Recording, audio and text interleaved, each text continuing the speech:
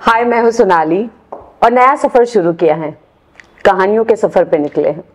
अक्सर कहते हैं कि real life is inspired by the real life और real life is inspired by the real life. कुछ कहानियाँ ऐसी होती है जो फिल्मों से कम नहीं होती है, लेकिन जब वो उस कहानी को सुनते हैं तो अक्सर लगता है कि ऐसा तो हमारे दुश्मन के साथ में भी नहीं होना चाहिए। हुआ क्या था एग्जैक्टली? कौन है मेरे साथ? आप इन्हें जानते हैं क्योंकि नागपुर का ये जाना माना चेहरा है और बड़े बड़े न्यूज़पेपर में या फिर बहुत हद तक आपने उन्हें देखा है, सुना है।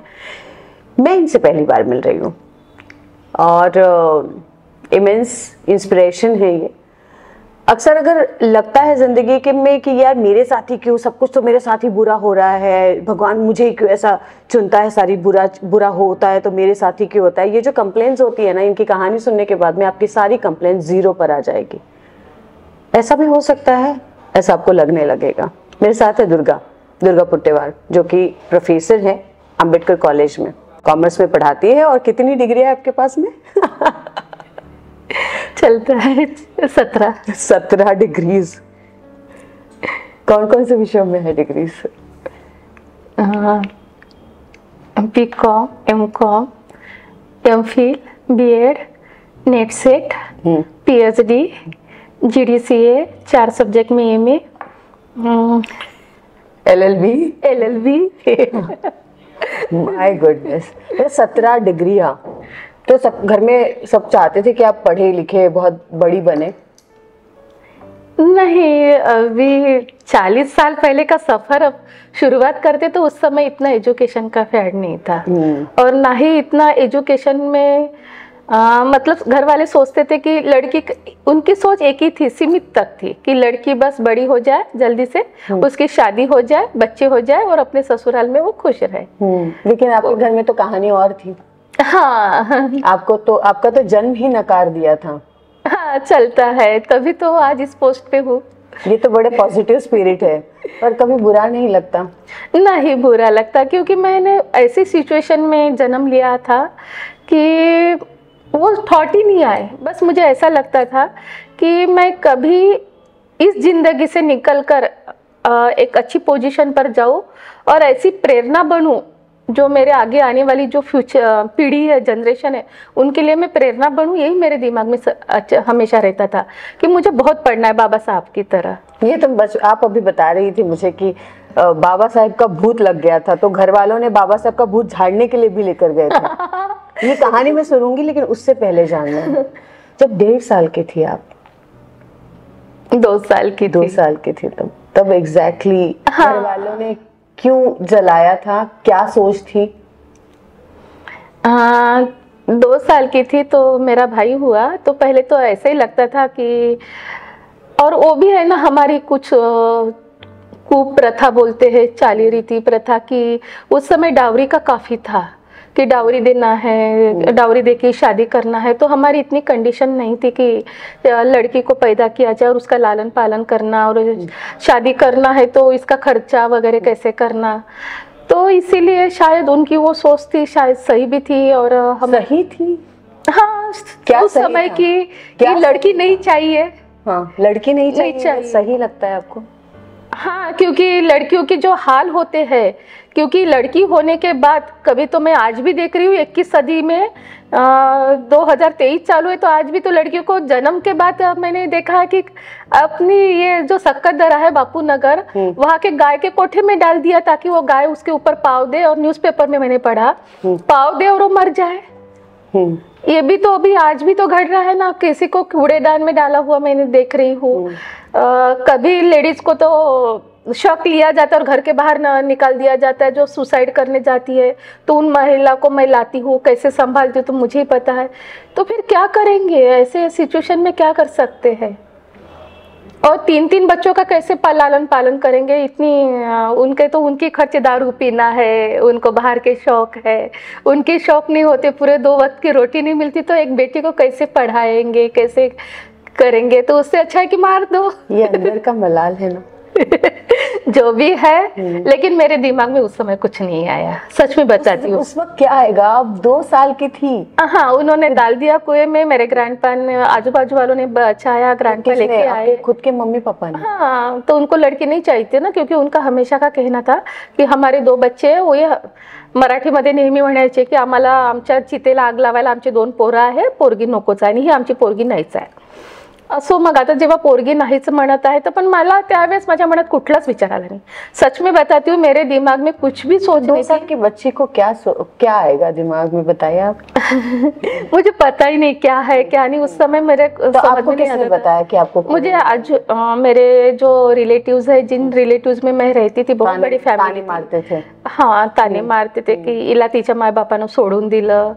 और जो मेरे मामा मामी वगैरह नेबर से बात करती तो बोलते इला तर आमच्या भरोशावर आणून सोडून दिला, तर हिचं आम्हालाच करावं लागेल. बुआ भी बात करती थी, चाचा चाची, कोई भी मेरे साथ बात नहीं करता था, लेकिन आजू बाजू तो मैं सुनती थी और शांत रहती थी कि कुछ तो कर नहीं सकती ना, तो फिर मुझे आगे पढ़कर कुछ बनना है. कोई भी नौकरी हो, नौकरी कोई भी कम या खराब नहीं होती. यदि हम अच्छा कर्म कर रहे हैं, अच्छा काम कर रहे हैं, तो मेरी यही सोचती कि मैं एक नौकरी पर लग जाऊं और अपने भाइयों को पढ़ाऊं और मैं खुद पढ़ूं, बस यही मेरे दिमाग में रहता था. वाले, लेकिन माँ बाप जो है कुएं में फेंकने से आपकी जान गई नहीं, तो वहां पे नहीं रुके, तो आपको जला भी दिया उन्होंने? हाँ, 7-8 साल की रही होंगी मैं, इतना एग्जैक्ट पता नहीं. अपना गांजा खेत गांधी बाग जैसा प्राइम लोकेशन में हमारा घर है. आजू बाजू में सारे रिलेटिव्स रहते हैं हमारे समाज के.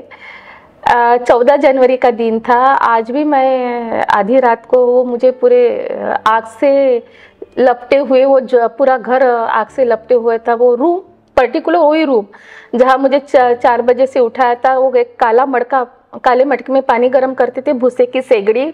4 बजे से वो सेगड़ी पर वो पानी रख दिया था नहाने के लिए. पहले उस समय वैसा ही था, पहले ऐसे गैस वैस नहीं थे. मैंने तो वही देखा कि भूसे के सेगड़ी पर पानी गर्म करना या चूल्हे पर पानी गर्म करना, पीपे में या काले मटके में. लेकिन वो काला मटका मुझे बहुत अच्छे से ध्यान में है. वो इतना खोलता हुआ पानी नहला दिया और फूले कपड़े से बस एक टॉवेल पकड़ के मुझे वहाँ बैठा दिया कि भूसे के सेगड़ी में लकड़ी लगा करके. मैंने लकड़ी लगाई और वहाँ पे ऐसे 2 मिनट थी, तो मुझे कुछ समझ में नहीं आया. पीछे से एक लात मारी, कुछ भी समझ में नहीं आया, और मैं एकदम वो धुआं पूरा लाल लाल, पूरा भूसा उड़ा, वो मटका मेरे आंख के ऊपर गिरा, पूरा जल गई मैं. यानी मुझे तो यानी मतलब होश भी नहीं था. यानी मतलब थोड़ा थोड़ा बोलते हैं ना कि थोड़ा सा कुछ तो हो रहा है, कुछ तो हो रहा है. वो आग की लपटें वगैरह. अब तो मुझे लगा कि मैं मर गई हूँ, लेकिन दिमाग में कुछ भी सोच नहीं थी मेरे. मैं मर गई तो ठीक था, यही लग रहा था. क्योंकि हमेशा वो ये घुबड माटी या कुछ गंदी गंदी बातें आमच्या नशिबाला चाली, ऐकतच नाही वगैरह वगैरह, ये सारे वर्ड सुन के मैं भी तंग आ गई थी. तो सोचती थी चलो मर गई तो अच्छा होगा, और बाकी तो कुछ सोच में दिमाग में कुछ नहीं आया था. ऐसे मैं खुली पड़ी थी, पूरे ऐसे वो जो फोड़े रहते ना जलने के, ऐसे पूरे आंखों के ऊपर ऐसे ऐसे ऐसे पूरे. ये तो मुझे बाद में पता चला कि ऐसे आए थे करके. कुछ वो नर्स वगैरह, मैं हॉस्पिटल में मैं एडमिट थी 1 साल. तो सच में वो एक्सपीरियंस ना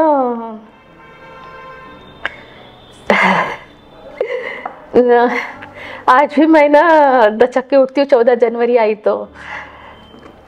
लेकिन वो उम्र में भी ऐसा लगता था. मैं हॉस्पिटल में थी, बयान क्या दिया इन लोगों ने, मेरे ऊपर ऐसा पिंजरा रखा गया, आंख पे कपड़ा नहीं, पूरे कपास से उन्होंने वो फोड़े पोछे. मुझे थोड़ा थोड़ा होश था, बाकी तो होश नहीं था ऐसा कुछ भी.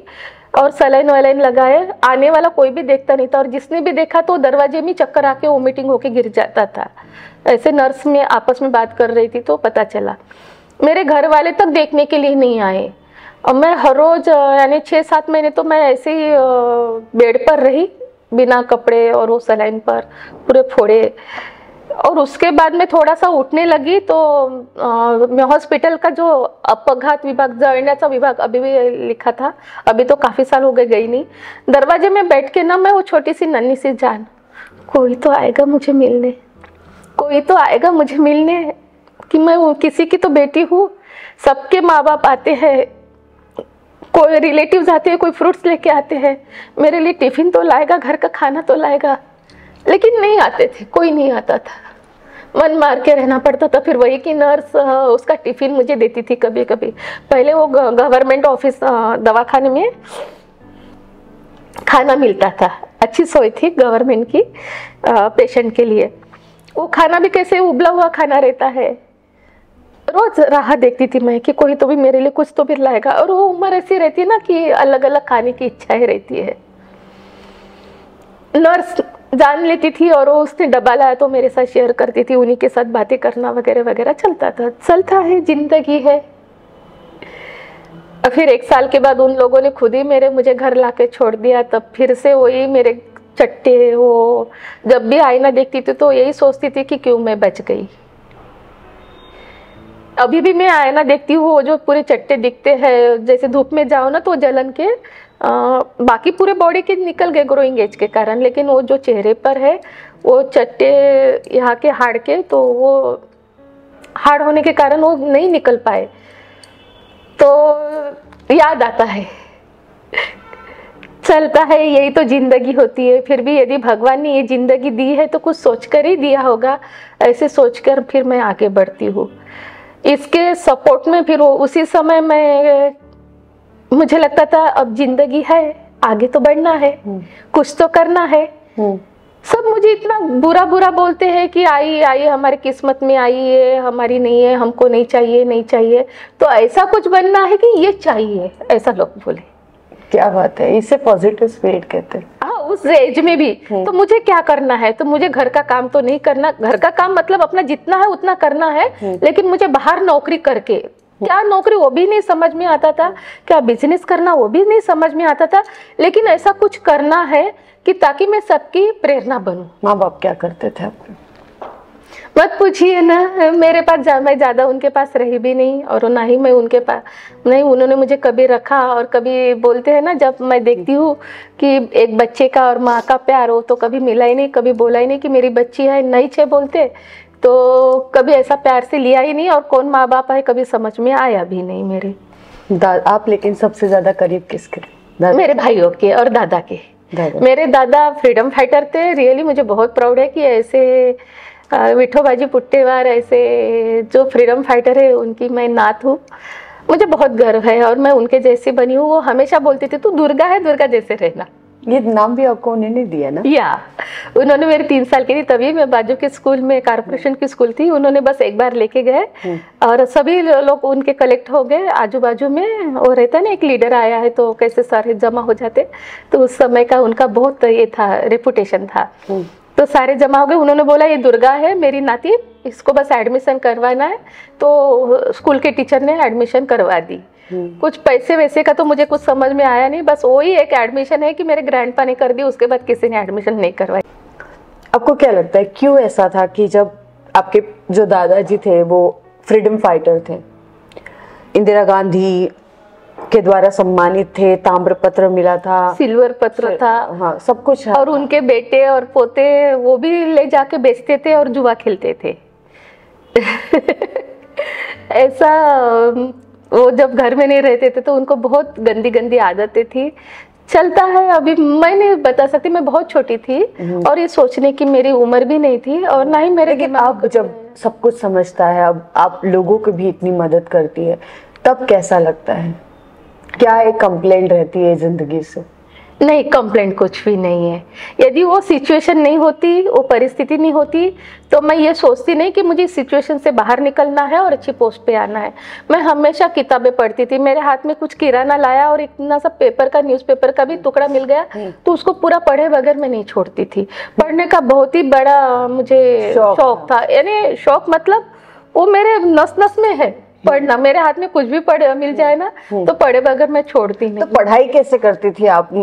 जैसे घर वाले तो पढ़ाई करने से भी मना करते थे, दादाजी ने भले स्कूल में डाल दिया था, हाँ, मुझे टीचर ना काफी सारे किताबें, पेन, बुक्स वगैरह दे देती थी। उनको पता है, क्योंकि टीचर को पता रहता है कि अपना स्टूडेंट कौन कैसा है, तो उनको पता था कि अपोज कर रहे इसके घर वाले, तो मुझे पहले सारे किताबें वगैरह दे देते थे।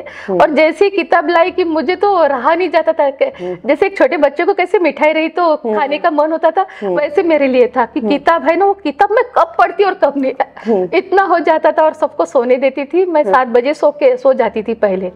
और जैसे सब सो गए कि उठ के मैं वो किताब हाथ में लेती थी, रात के 12 हो या 1 बजा हो, 2 बजा हो, मुझे पता नहीं कितना बजा है, लेकिन वो किताब लेके पूरा किताब मैं कंप्लीट करती थी, पढ़ती थी। तो रात को पढ़ लेते थे और सुबह जल्दी सब उठने से पहले तैयार होके स्कूल चले जाते थे। क्या बात है। तो इतनी ठंडी रहे चाहे कुछ भी रहे, ठंडा पानी आंख के ऊपर डाला, तैयार हो गई कि चलो अपना जो भी है दफ्तर वगैरह लिए और चले। क्योंकि वो एक रहता था, जुनून था बहुत, जुनून मतलब पता नहीं, एक वही था सोच, मेरे दिमाग में 2 ही रहते थे कि एक तो मुझे पढ़ना है और दूसरा कुछ बनना है। तो आपकी इंस्पिरेशन कौन थे? डॉक्टर बाबा साहब आम्बेडकर। और ये क्या किस्सा है जब लोग घर वालों को लगता था कि बाबा साहब नाम का कोई तो आदमी है जो इनको रोज आके बताता है कि पढ़ो पढ़ो और आपको बिगाड़ रहा है, वो क्या किस्सा था? अभी मजेदार लगता है मुझे वो किस्सा, लेकिन इसके पहले ऐसे कभी दिमाग में नहीं आया। झाड़ने भी लेकर गए थे ना? हाँ, उस समय मेरे दिमाग में ऐसा कुछ नहीं आया। वो एक अभी लगता है कि सच में मजेदार है करके, अभी मैं हंसती हूँ उस क्या हुआ था एग्जैक्टली? मैं 10-12 साल की रही होंगी, तो मुझे स्क्रैप जो भी है घर में वो जमा करने का और उसको बेचने का एक था कि कैसे भी पैसे आए। तो मैंने ऐसे प्लास्टिक और कुछ न्यूज़पेपर वगैरह और जो मेरी पुरानी बुक्स है वो बेचने के लिए गई। तो पेपर वाला था, पेपर वाले भैया, उनको स्क्रैप वालों को बेचा, जो लोहा लोखंड करके अपने दरवाजे पे आते हैं उसको बेचा। और उसके बेचने के बाद उसने मुझे जो पैसे आते थे वो पैसे दिए। उसके बाद मेरी नज़र एक किताब पे पड़ी। मैंने बताया ना कि मुझे बहुत एक नया कुछ रहा तो पढ़ने का बहुत ऐसा लगता कि कब पढ़ती हूँ। तो ऐसी एक छोटी सी किताब थी कि मैं बोली, भैया ये किताब मुझे दे सकते हो क्या, इस पैसे से कुछ पैसे ले लो। तो बोले, बेटा बोले ये तो वैसी फुकट की है, किसी ने तो भी फेंक दी थी तो मैंने उठा के रख दी है, रद्दी में आई है, आप ऐसे ही ले लो। आगे के भी पन्ने नहीं थे, पीछे के भी पन्ने नहीं थे, मतलब मुझे उस किताब का आज तक नाम नहीं पता चला। आज भी वो किताब मैंने संभाल के रखी, बस 5-6 पेजेस ही है। उसमें बाबा साहब ने लिखा था, जर तुम्हाला या परिस्थितीतून बाहर निघायचं असेल तर शिक्षणाशिवाय पर्याय नाही। इसका मतलब है अगर आपको इस परिस्थिति से बाहर निकलना है तो आपकी शिक्षा के बिना आपके पास कोई पर्याय नहीं है। हाँ, शिका, संघटित व्हा आणि संघर्ष करा। मतलब अन्याय के विरुद्ध आपको यदि कुछ आपके अन्याय होता है तो आपको संघर्ष करना है, तो उसके लिए पहले पढ़ना पड़ेगा, एकजुट होना पड़ेगा और फिर संघर्ष करना पड़ेगा। तो ये जो 2 बातें हैं ना मेरे दिमाग में इतनी फिट हो गई। तो आप ऐसे मुन्ना भाई एमबीबीएस वाला पूरा फीलिंग आ रही है, जहाँ पर महात्मा गांधी नहीं थे, अम्बेडकर जी थे। हाँ, अम्बेडकर जी थे और आज भी वो मेरे इंस्पायर है। मैं हमेशा, और मैं इतनी लकी हूँ कि मैं दीक्षा भूमि, जहाँ बाबा साहब ने दीक्षा दी, वहाँ पे मेरी किस्मत अपने आप लेके आई। क्या बात है। एनर्जी वर्क्स रियली जो अपने कर्म होते हैं ना, अच्छे कर्म होते हैं ना, वो हमेशा अपने साथ में रहते हैं। सोच मैं जो सपने में देखती थी वो जो मेरे साथ ना रियलिटी में हो रहा है। मैं हमेशा सपने में बाबा साहब को देखती थी, लेकिन कभी दीक्षा भूमि पर जाने, और उन्हीं की पावन भूमि पर आपको रोज जाकर पढ़ाना पड़ रहा है बच्चों को, जिसमें मतलब आपका एक सपना है, वो उसी के लिए, मतलब जो इंस्पिरेशन उनके द्वारा मिली और उन्हीं की भूमि पर आप जा रहे हैं रोज। तो इसीलिए ना मैं कभी छुट्टी नहीं लेती, कभी घर नहीं रहती, और कितनी भी बीमार होगी और घर में रहूँ ना, 2 दिन भी घर में रहूंगी ना, तो ऐसा लगता है मैं बीमार भी रहूँ, हुआ चाहे मेरे से कुछ हो ना हो, लेकिन मैं अपने कॉलेज में वो दीक्षा भूमि पर, पावन भूमि पर कब जाती हूँ। ऐसा लगता है, यानी मुझे बेचैनी हो जाती है घर में रहती हूँ तो ऐसा। तो मैंने तब से सोच लिया था, जब मैं 8वीं में थी तो लगता था मैं 9वीं में जा पाऊंगी कि नहीं, घर वाले मुझे पढ़ने देंगे कि नहीं, ये हमेशा मेरे दिमाग में रहता था। बाकी मुझे कपड़ा चाहिए, मिठाई चाहिए, खाने के लिए कुछ चाहिए, कभी दिमाग में आया ही नहीं। प्रॉपर्टी नाम की तो कभी मेरे दिमाग में वो समझ में नहीं आया, अभी तक नहीं आता था समझ में, जब तक मैंने लॉ नहीं किया तब तक। तो ऐसे फिर 10वीं हो गया। 10वीं में भी घर वालों ने इतना अड़ा है कि मैं इतने नंबर 1 पे रहने वाली, हमेशा फुल में से फुल मार्क्स लेने वाली, नहीं जाने दिया कहीं इतने बड़े वो चादरें वगैरह वाखड़ वगैरह धोने के लिए निकाले और धोने के लिए लगाए तो लेट हो गई। तो ये धो के आप एग्जाम के लिए? हाँ, एग्जाम के लिए गई। तो जो इनविजिल वो जो सुपरवाइजर थे उनको भी पता है था मेरा ये हाल, तो उन्होंने लेट होने के बावजूद भी मुझे अलाउ किया और मेरा रिजल्ट पास आ गया वो 2-3 सब्जेक्ट में, जहाँ पे मुझे अलाउ नहीं किया। हाँ, मैथ्स में मुझे 150 में से 150 है, जहाँ पे मैं बराबर गई समय पे वहाँ पे मुझे आउट ऑफ में से आउट ऑफ है। लेकिन जो 3-4 पेपर ऐसे थे कि जिस दिन मुझे जाने नहीं दिया, बहुत सारा काम बर्तन निकाल के रखे, वो धो पहले एग्जाम का कुछ बताना नहीं, क्योंकि शादी करके दूसरे के घर जाना है तो काय के लिए पढ़ाई करना है बेवजह।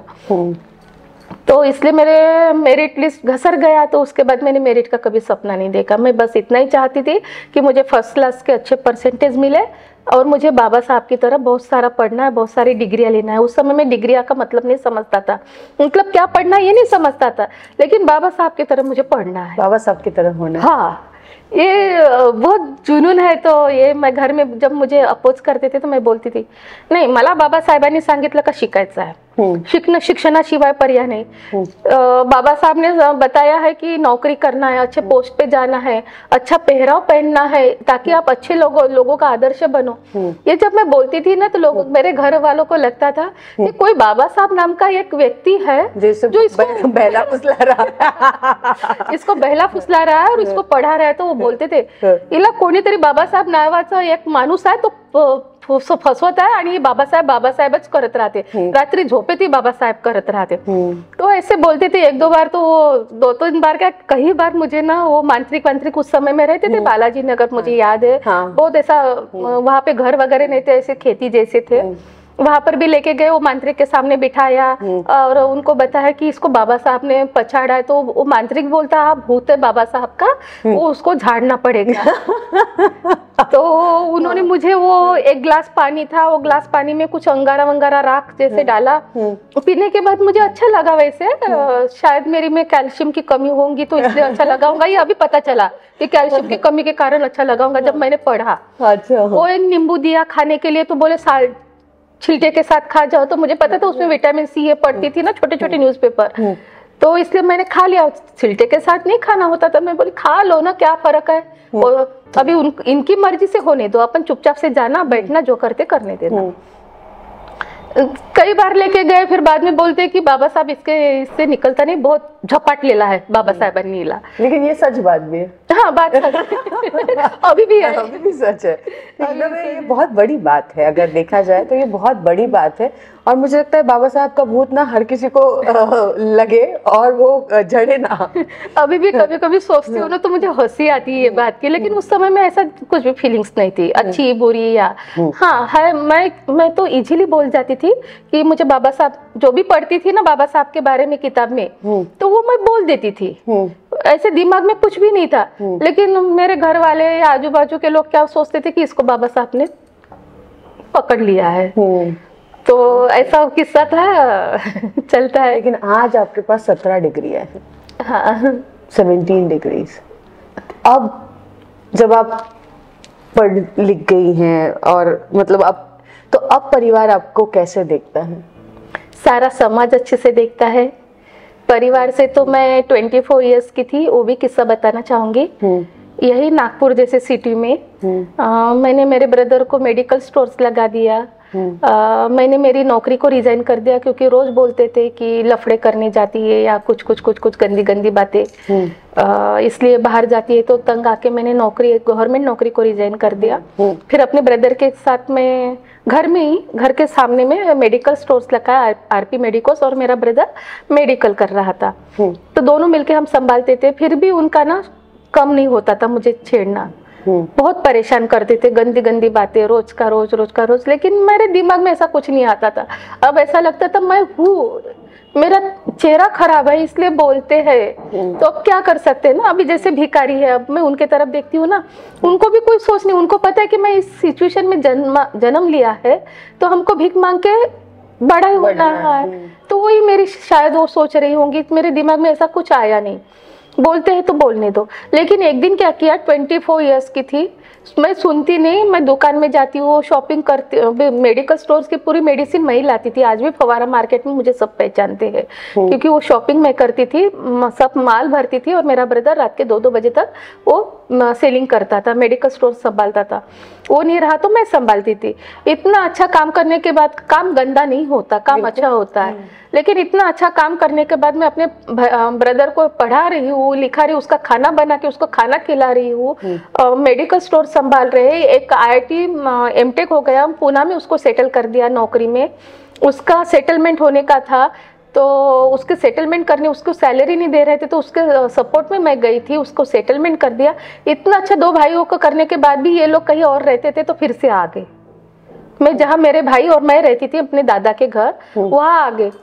आगे 8-15 दिन रहे। मैं तो चाहती थी कि सब फैमिली एक साथ रहे, लेकिन आने के बाद फिर से उनका वही कि बहुत गंदा गंदा बोलना, रिजाइन करना पड़ा। उसके बाद उन्होंने क्या किया, एक मिट्टी का तेल, उस समय मिट्टी का तेल मिलता था, कैन लिया बाहर में, पूरे ऐसे रोड में खुला, आजू बाजू के सारे लोग देख रहे, मेरे बाल पकड़ के बाहर लेके आए, मेरे मिट्टी का तेल डाला और उन्होंने आग पेटी लगाई।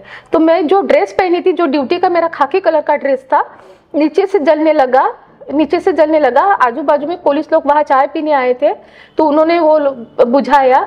मैंने 100 नंबर पे कॉल किया, पुलिस आए, पकड़ के सबको लेके गए गांधीबाग पुलिस स्टेशन। कर रहे हो आप? हाँ, तो और पुलिस स्टेशन में भी। ये आपके खुद के पापा ने करा? पापा मम्मी दोनों।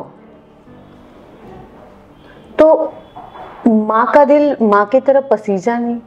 मुझे नहीं पता क्या है क्या नहीं, मैं दूसरों के बारे में नहीं बता सकती, लेकिन मुझे था कि एक लड़की के लिए, देखिए माँ बाप का क्या दिल होता है तो मुझे नहीं पता, लेकिन एक लड़की जिस घर में पैदा होती है ना, चाहे वो फैमिली कैसी भी रहे, तो वो ये चाहती है कि सारी फैमिली मेरे साथ रहे, मेरी ताकत बनी। मुझे भी शादी करके दूसरों को घर जाना है। उस समय मेरा भी सपना था कि सारी फैमिली, मेरे भाई में अब एक पोजीशन रहे, हम एक पोजीशन पर रहे, एक भाई इंजीनियर, एक भाई डॉक्टर, और मैं भी किसी तो भी पोजीशन पर रहूँ एक गवर्नमेंट नौकरी में।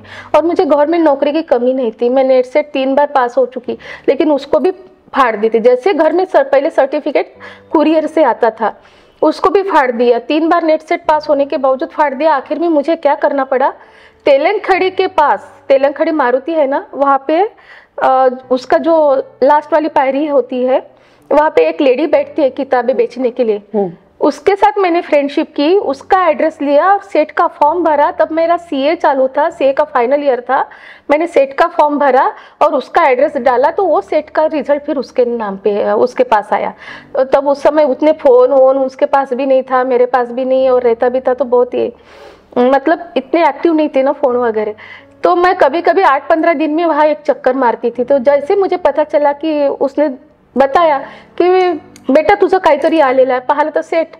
तो मेरे जो कुरियन सर थे, जो जॉर्ज कुरियन CA है वो चार्टर, उनके ऑफिस में मैं करती थी काम। बाद में मैं जैसे ज़रूरत पड़ती थी, कुछ भी पैसे नहीं है तो मैं ज्वाइन कर लेती थी ऑफिस और प्रैक्टिस करने चालू कर देती थी।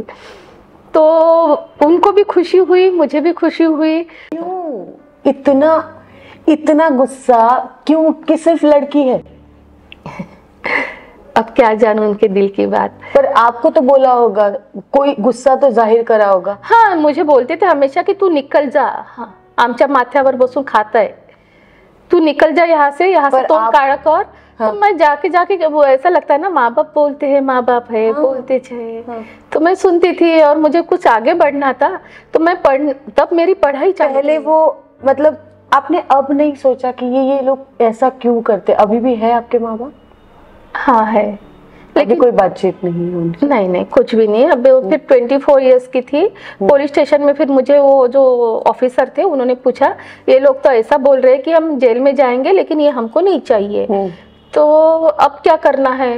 मैं ये हमेशा कहे, आप क्या मार धाड़, आपको हमेशा मारते हैं, फिर तब तक के लिए आप बोल देते हो, फिर और छोड़ देते हो। मैं बोली कितना भी हो गया तो मेरे माँ बाप है, यदि आज उनको मैंने जेल में डाल दिया तो मेरी भी शादी की उम्र थी, तो लोग क्या बोलेंगे कि अपने जिस लड़की ने अपने माँ बाप को डाला तो उसके साथ शादी कौन करेगा? ये सबसे मेन क्वेश्चन था मेरे सामने।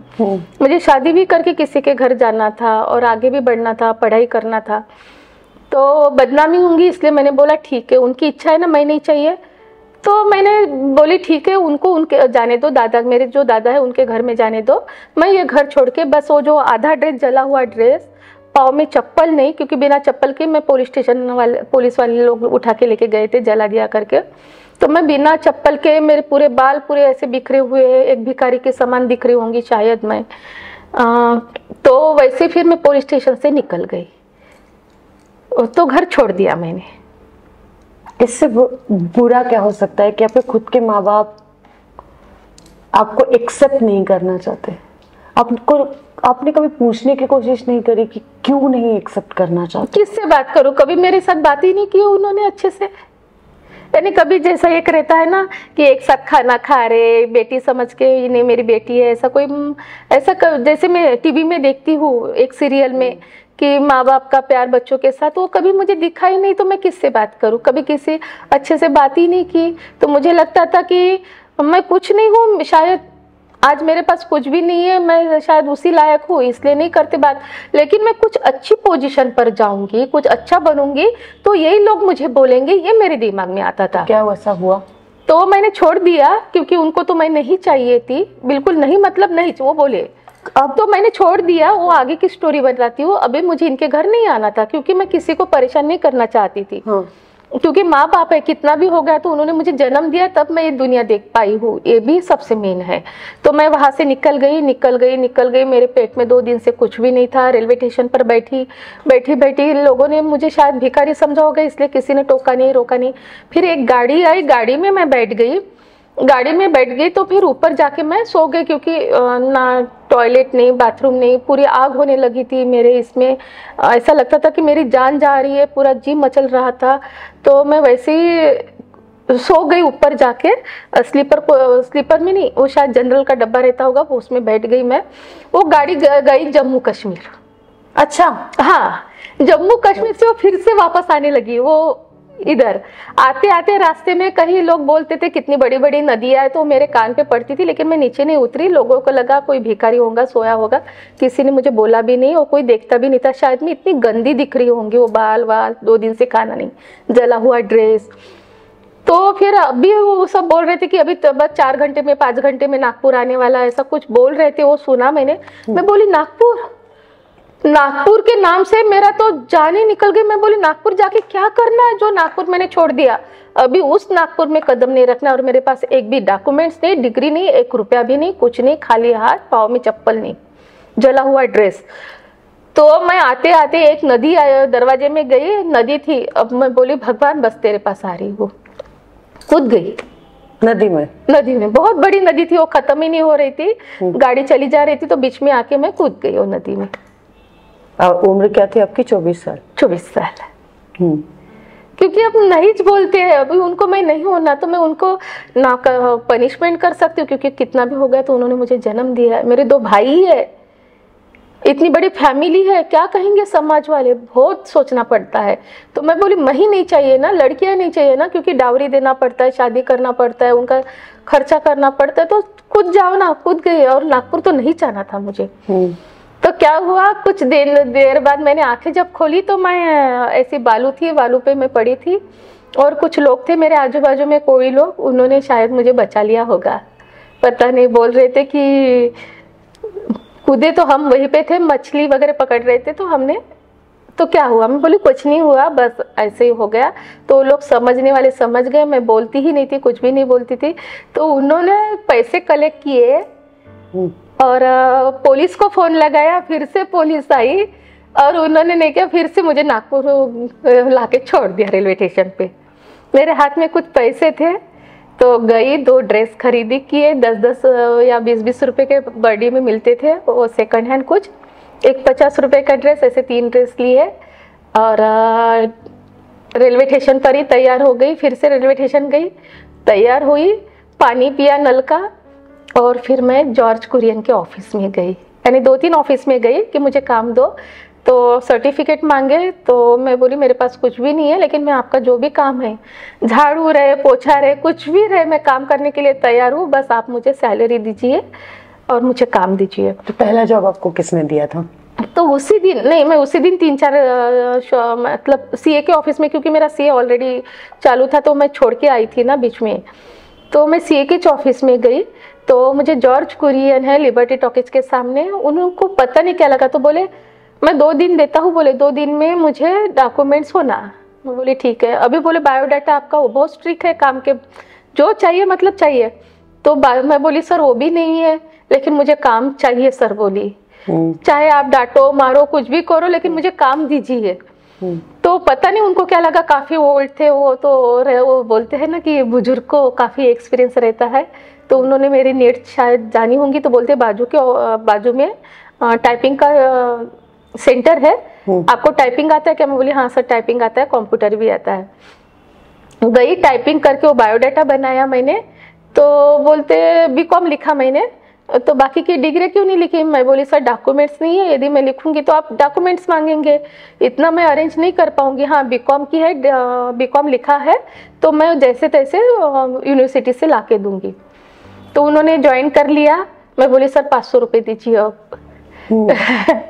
तो उन्होंने 500 रुपये दिए, बोले एडवांस देता हूँ, बाद में सैलरी में से काट लेंगे। मैं बोली हाँ सर बिल्कुल काट लीजिए। गई वहाँ पे ऑफिस के सामने, थोड़ा सा सीधा सीधा जाओ सदर में तो एक गोल बाजार जैसे आता है, कुछ रेलवे लाइन है और वहाँ पे एक स्लम एरिया है। वहाँ पे गई, 300 रुपये में मुझे एक घर किराए से लिया, एक आजीबाई के यहाँ, और बस वहाँ रहने लगी। और बस स्टॉप पे 1 रुपए की झुनका भाकर मिलती थी उस समय। अच्छा। हाँ बस स्टॉप पे या ऐसे कई कई ऐसे सेंटर थे, 1 रुपए की झुनका भाकर, तो झुनका भाकर खाती थी और उनके यहाँ जॉब पैदल ही जाना आना करती थी मैं।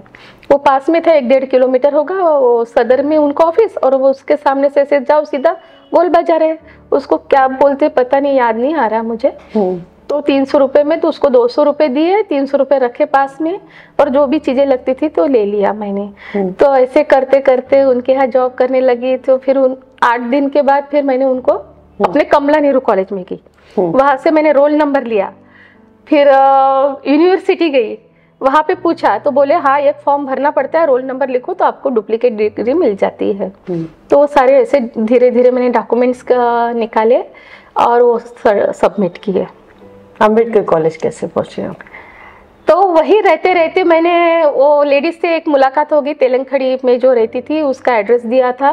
तो तभी वहाँ नौकरी करते करते मेरा सर्टिफिकेट आ गया सेट का। मैं बहुत खुश हो गई।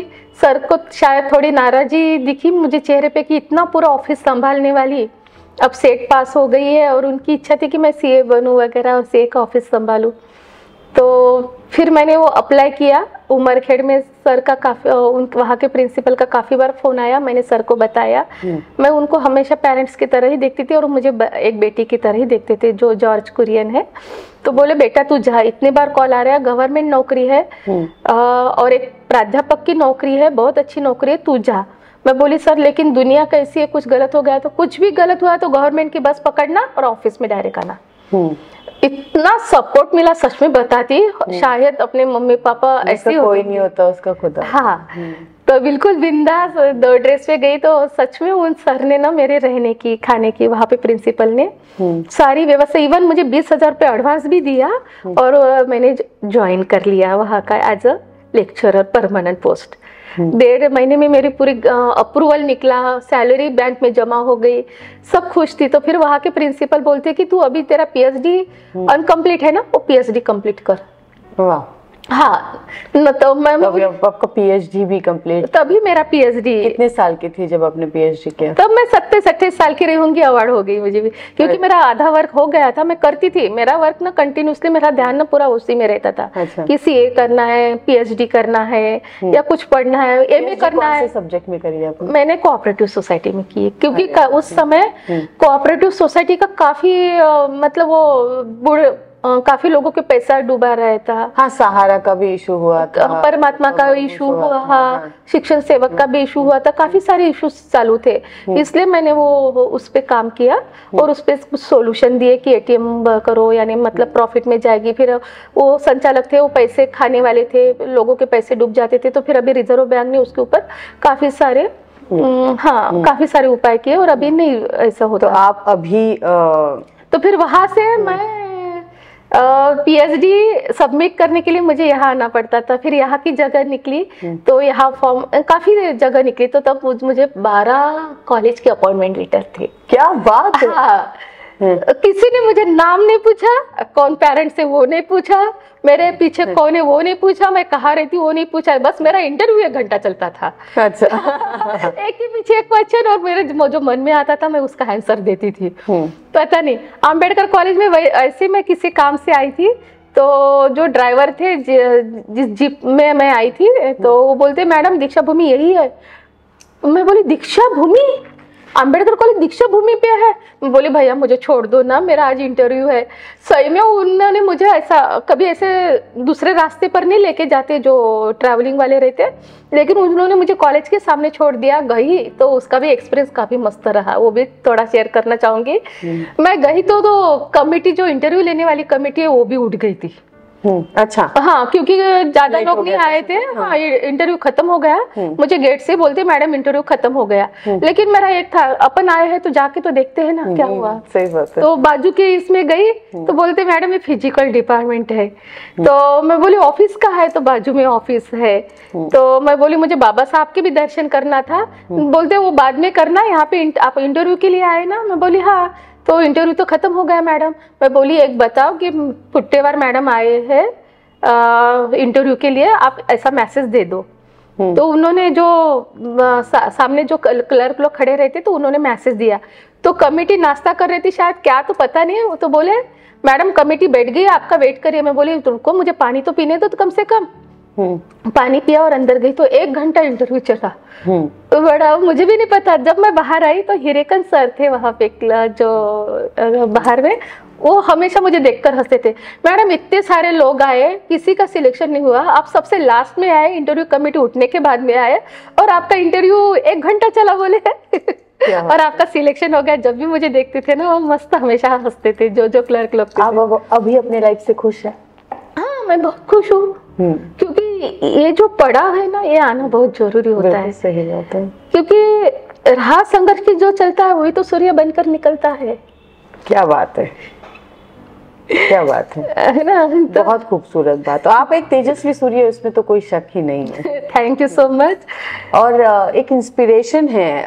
जब मैं आपको सुन रही हूँ, आपसे बात कर रही हूँ, समझ रही हूँ, तो चाहे जितनी परेशानियां आए, आप इतने बड़े हीरोइक मटेरियल है कि उसे कहते हैं खुली बाहों से कि आजा, जितना आना है मैं उससे लड़ूंगी, संघर्ष करूंगी। हाँ, ब्यूटीफुल स्पिरिट यू आर। अब आप लोगों को भी मदद कर रही हैं। हाँ, मैं 2010 से 28 महिलाओं को जीवन दान दे चुकी हूँ, क्योंकि वो भी मेरी तरह घर से परेशान थी, घर से बाहर निकल गई थी और फिर उनके पास कुछ पर्याय नहीं था तो सुसाइड करने गई थी। और तो फिर मैं उनको पकड़ के लाती हूँ, अपने घर में रखती हूँ, 2-3 दिन 4 दिन उनका माइंड वॉश करती हूँ, उनको बता के अपनी स्टोरी बता के उनको पकाती हूँ। फिर उनको कहीं तो भी उनको बोलती हूँ कि खुद के पाँव पे खड़े हो जाओ सबसे पहले। बाकी का रोना मत रोना, रोना है तो बाद में रोना, लेकिन पहले अपने खुद के पाँव पे खड़े हो जाओ। और मेरे इधर उधर कॉन्टेक्ट्स है, कंपनी में काफी सारे कॉन्टेक्ट्स है, क्योंकि मैं सीए में काफी सारे ऑडिट कर चुकी थी, स्टॉक ऑडिट, इंटरनल ऑडिट। मतलब मुझे जॉर्ज कुरियन सर है ना, वो काफी बोलते थे क्या चाहिए, हाँ ये ऑडिट करने का, सोसाइटी का ऑडिट। मैं जो ऑडिट बोलती थी तो वो देते थे। मैं बहुत खुश थी नया वर्क करने में, तो इसलिए मुझे काफी पहचान थी। तो मैं एचआर से फोन कर पे बात कर लेती हूँ और इनको बोलती हूँ जो जितनी भी रोजी मिले आप पहले काम पे जाओ, पहले अनुभव तो लो। 28 लोगों की अपनी जान भी बचाई है जो सुसाइड कर रहे थे। तो मैं बोल नहीं सकती, बचाने वाला तो ऊपर का है, लेकिन उनका जो समय आया था कि उस समय को पार करने में आपने काफी मदद की। हाँ, मुझे ऐसा लगता है, एक मेरी थ्योरी है, सिद्धांत है कि वो एक समय निकल गया ना, मैंने बना ही लिया है कि वो एक सुसाइड का जो आता है ना मन में, एक बार वो समय निकल गया ना, बाद में वो इंसान कभी सुसाइड करने की नहीं सोचता। उसको चाहे कोई कितना भी बोले, कितनी भी परेशानी है कि सुसाइड कर या मर, लेकिन वो नहीं मरेगा। लेकिन इसलिए वो समय निकालना बहुत जरूरी रहता है। तो मैं वहां पहुंच जाती हूँ, वो लेडीज को लाती हूँ अपने घर, अपनी स्टोरी बता के या और भी कुछ एग्जांपल देके उनको बहुत अच्छे से पकाती हूँ, परेशान करती हूँ। फिर उनको बोलती हूँ अभी मरना है क्या, मरना है तो पहले कुछ करके मर। मैं भी हूँ मरना ये तो कुछ करके मर। हाँ, क्या बात है। ऐसे क्या मर रही है, क्या लक्ष्य है, क्या टारगेट है, क्या जिंदगी का गोल है? हाँ, ये बताना चाहूंगी। आप जो बोलते हैं ना ऐसा क्यों हुआ, तो तो जब मैं अंबेडकर कॉलेज में लगी ना, इतना लकी है कि मुझे ना सच में पेरेंट्स मिल गए। वहाँ पे सदानंद जी फुलझेले थे, हाँ, एक्सपायर हो गए। सदानंद फुलझेले दीक्षा भूमि मतलब के सचिव थे और के सर थे, कृष्ण कुमार सर जी, वो डायरेक्टर थे और प्रिंसिपल हमारी रेड्डी मैडम थी। इन लोग, मैं डर रही थी ज्वाइन करने के लिए, क्योंकि नौकरी करते करते अकेली लड़कियों को काफी बैड एक्सपीरियंस आता है, उसका मिसयूज करने के लिए जेंट्स लोग देखते हैं। इसलिए मैं उस समय मेरा ये था कि मैं स्टार्टअप करूँ, कुछ चालू करूँ। गवर्नमेंट के प्लान्स काफी थे, मुझे पता थे, क्योंकि मैं हमेशा पढ़ती रहती हूँ। तो गवर्नमेंट के प्लान्स के भरोसे मैं कुछ स्टार्टअप करूँ खुद का और हजारों लोगों को मैं काम दूं। मेरे माइंड में 12 अपॉइंटमेंट लेटर होने के बाद भी जब मैंने यहाँ एंटरप्रेन्योरशिप करनी है, एंटरप्रेन्योरशिप करना है, इंडस्ट्रियलिस्ट बनना है और मुझे अंडर में कई लोगों को काम देना है और स्वावलंबी इंडिया बनाना है, ये थॉट थे। यानी जबकि मैं परमानेंट लेक्चर थी, मेरी सैलरी थी काफी अच्छी थी, फिर भी तो यहाँ पे मैंने इंटरव्यू में बताया तो रेड्डी मैडम बोलती तू ज्वाइन नहीं करेगी तो क्या करेगी। मैं बोली है मैडम कुछ दिमाग में देखती हूँ क्या करना है, कुछ नहीं बोलते, चुपचाप से आज ज्वाइन कर। फिर से मैं आई कॉलेज में, बुलाते थे, फोन करते थे तो आई, लेकिन ज्वाइनिंग के लिए बहुत सोच रही थी। तो मुझे के सर, कृष्ण कुमार सर और Sadanand ji Phuljhele sir, really parents हो तो ऐसे हो, ऐसा लगता है। और मैंने भगवान को नहीं देखा, लेकिन उनको देखने के बाद भगवान शायद ऐसे होते होंगे, ये मेरी कंसेप्ट क्लियर हो गई। क्या बात है। तो उन्होंने देखा, बेटा बोले हमको कुछ भी नहीं चाहिए, हमारे यहाँ पैसा बहुत है, बस तू सिंसियरली, तेरा जो टैलेंट है ना, बोले बहुत है, तू बात नहीं करती तो बस आगे बात करने के लिए सबसे के साथ बातें किया कर और फ्री रहा कर, तेरे दिमाग में है ना वो छोड़ दे, और ये अपनी दीक्षा भूमि है, पावन भूमि है, तुझे यहाँ दीक्षा देने का सौभाग्य मिला है और हम तेरे साथ है, पढ़, तू आगे पढ़।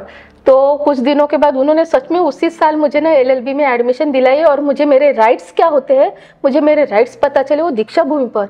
इसलिए रियली मैं इतनी खुद को ना इतनी किस्मत वाली मानती हूँ कि मैंने जो मेरे दिमाग में कभी थॉट नहीं आते थे ना, प्रॉपर्टी क्या होता है, अपने लोग क्या होते हैं और अपने राइट्स क्या होते हैं, तो ये कभी थॉट नहीं आता था, मुझे बस पढ़ना है, कुछ बनना ही लगता था। तो वो मुझे पता चला, मेरे 2 भाई आए, मैं किराए से रहती थी यहाँ पे कॉलेज में वर्क करते करते, और बस खुशी से मैं बच्चों स्टूडेंट को जो भी मेरे पास नॉलेज है वो नॉलेज देने का प्रयास करती थी। तो एक दिन मेरे दोनों भाई आए छोटे, और क्या बोलते, दीदी अपना एक घर है दादा का, वो बेच रहे बोलते। मैं बोली बेचने देना, क्या करना है, जिस घर में मुझे कभी सुख से रहने के लिए नहीं मिला, 2 बार जलाने की कोशिश की गई, तो मुझे क्या करना है। मैं बोली अभी तो इतनी यहाँ अच्छी असिस्टेंट प्रोफेसर के पोस्ट पे हूँ, इतने अच्छे कॉलेज में हूँ, एक नामवंत कॉलेज है, प्रतिष्ठित कॉलेज है, रेपुटेड कॉलेज है, मेरा भी रेपुटेशन है, मुझे क्या करना, मुझे मेरी सैलरी इतनी है कि ये खाते खाते खत्म नहीं होगी, मैं घर ले सकती हूँ, गाड़ी ले सकती हूँ। तो बोलते नहीं, दादाजी ने कहा था कि अपनी ये जो घर है, बाकी तो सारा बेच दिया उसके बच्चों ने, लेकिन ये जो घर है ये अपनी अमानत है, इसको संभाल के रखना, ये बोला था, तू ही बता रही थी ना। बोले, मैं बोली हाँ, लेकिन क्या मुझे उसका कुछ एड्रेस भी नहीं पता, जो होता है ना लीगल एड्रेस डॉक्यूमेंटेशन पर, कभी कहीं क्लेम करना है तो मेरा छोटा भाई बोलता है डर मत, अपन जाएंगे। रजिस्ट्री हो रही थी बिना मुझे पूछे, तो रजिस्ट्री कैंसिलेशन का हमने एक एप्लीकेशन लिखा, बाबा साहब की बदौलत थी। बाबा साहब मुझे नहीं सिखाते तो मैं कहाँ से देती एप्लीकेशन, सब बाबा साहब की बदौलत। तो एप्लीकेशन दिया तो रजिस्ट्रार बोलता है मैडम इसको स्टे ले लो आप। मैंने अपना आई कार्ड दिखाया, बाकी डॉक्यूमेंट्स नहीं थे मेरे पास, एड्रेस प्रूफ नहीं था, काफ़ी सारे मुझे स्ट्रगल करना पड़ा डॉक्यूमेंट्स के लिए। तो आई कार्ड दिखाया, मैं बोली मैं दुर्गा पुट्टेवार हूँ, मैं लीगल हेयर हूँ और मेरा इस पे पूरा राइट्स है, अब मेरे परमिशन के बगैर नहीं बेच सकते। तो बोले मैडम आप एक दे दो एप्लीकेशन और एक स्टे ले लो। मैं सही में कोर्ट में गई, लेकिन उस समय मेरी सैलरी चालू होने की थी, पैसे नहीं थे। तो कुछ स्टूडेंट आए LLB के और बोले मैडम हम हेल्प करते हैं, आप लिखो। मुझे लिखना आता था जो भी है, तो बस आप लिखो और स्टे डाल दो। तो सच में मुझे 2 दिन में स्टे मिल गया। और वहाँ के जज है, उन जजों ने मुझे गाइडेंस किया कि यहाँ से रजिस्ट्रेशन फॉर्म लाना पड़ता है, क्या क्या फॉर्म्स लगते हैं। तो बोले बेटा आप खुद हेयरिंग करो। मैंने कोई वकील नहीं लगाया था, खुद हेयरिंग की और मुझे स्टे मिल गया। क्या बात है। तो LLB की जो डिग्री ली थी उसकी नहीं, डिग्री नहीं ली थी, जस्ट एडमिशन ली थी। अच्छा, एडमिशन ली थी, बस जस्ट एडमिशन ली थी और बस किताबें पढ़ना चालू किया, तो मुझे लगता है ये पढ़ने का शौक आपका निरंतर रहेगा और पढ़ाने का आपने तो बिल्कुल व्रत ले लिया है। तो वो घर है अभी। क्या बात है, घर है। हाँ, अब जो मेरे दादाजी का जिसमें मैं छोटे से बड़ी हुई, जहाँ पे मुझे जलाया गया, लेकिन आज मुझे पता है कि वो घर है और वो घर मैं खुद के लिए नहीं यूज करूंगी। जो महिलाएं होती है, शोषित महिलाएं जिनको घर के बाहर निकाल दिया है, तो मेरा ये प्लान है, कम से कम मैं जहाँ तक जिंदा हूँ, मरने के पहले मेरा एक ही बस इच्छा है, आपने जो पूछा मुझे क्वेश्चन, तो उन महिलाओं को मुझे वहां सेटल करना है, एंटरप्रेन्योर बनाना है, जिनको घर के बाहर निकाल दिया, जिनका कोई नहीं है। और जो